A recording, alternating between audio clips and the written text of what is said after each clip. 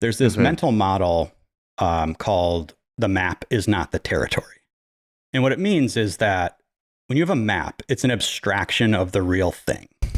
So if you go out and your map is going to differ from the actual terrain that you are walking on. And you can't take the map literally, and you can't it's a guide for sure, but you're going to experience things that are not articulated in the map. And so when we plan super far ahead and think we have to nail the plan becomes the ends instead of the means.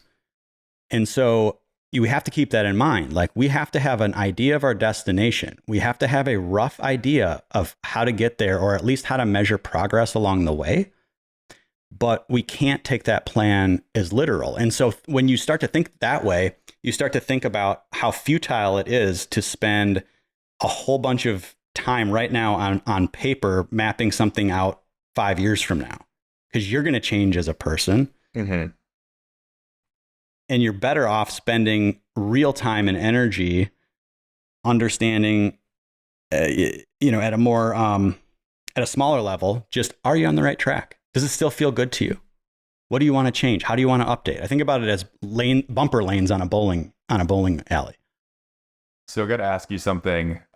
This is something that I feel is going to be very top of mind for folks who love these ideas. They want to implement it, but you have a lot of clients. You've spoken to a lot of people who have been in that corporate rat race, so to speak, folks who are really busy, folks who feel like they're burned out. And, even coming from my perspective, I've had those moments where I can't even figure out what I'm going to have for dinner tonight just because I'm just so tired. But how do you recommend people create space in their own lives to be self-directed and to think about these things? So that's one question I had, is like making time, that mental space for yourself. And the second thing is that fear. These things do take some risk. And oftentimes it's fear that's holding people back from moving forward and taking that next step. Yeah. So on the first question, I mean, I get it, right? I did this. I kept my job. I built a side hustle for over a year while I had 3 kids, while I had a wife that is busy and works. So I totally get it, but it's doable. And I think one of the things that makes all the difference is being very open with the close people around you. So for instance, I'm just going to start at home.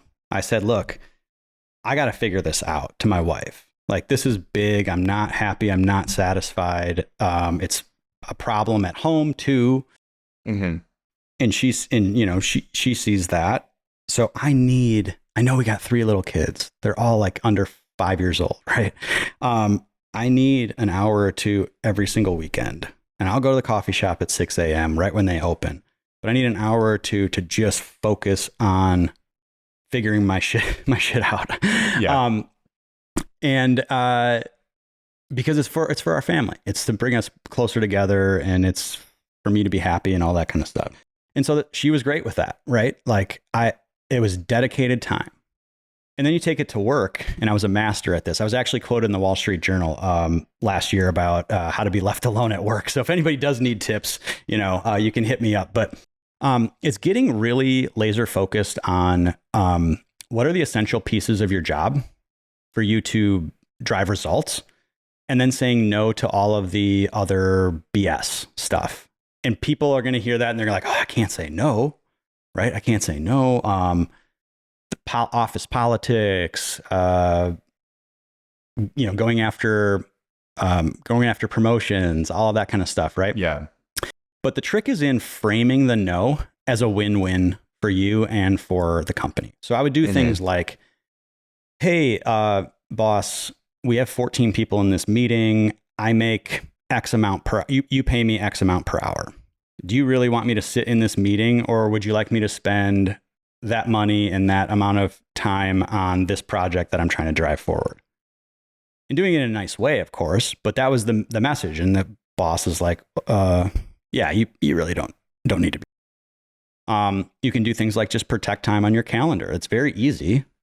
It's hard to say no to higher ups, right? But if you come at it from the standpoint of you're trying to protect your time and your energy for the good of the company, which is true, because if you're figuring yourself out and you're figuring out how you can work better, you're going to be more productive in the long term anyway. So a lot of stuff like that, learning how to say no, learning how to push back, learning how to protect your time from and cut people off, basically, like head them off. Here's how I communicate. I use these channels. This is the response time you can expect, that type of stuff. But getting rid of just the extra stuff, the busy work that doesn't drive results in your job is I think really the key, and looking at it from like a game designer. Okay, I got to move these pieces around. That's huge. And even not being afraid to write those things down too, because like I said, I live in my head a lot. So once you get that pen to paper, it can make a huge difference.